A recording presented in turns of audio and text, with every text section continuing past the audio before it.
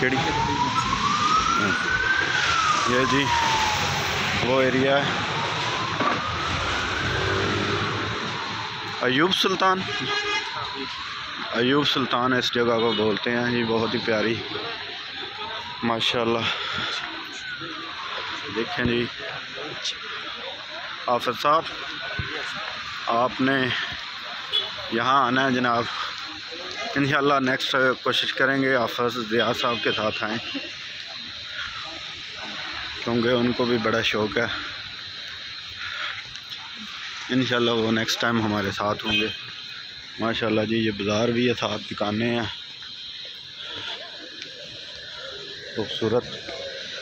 खूबसूरत लोग, खूबसूरत जगह और हिस्टोरिकली ये मस्जिद है मेरे ख्याल में।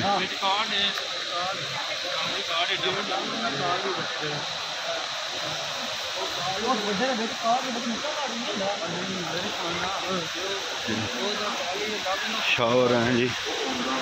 वाह जी ब्यूटीफुल जी माशाल्लाह। यहाँ काफ़ी रश है।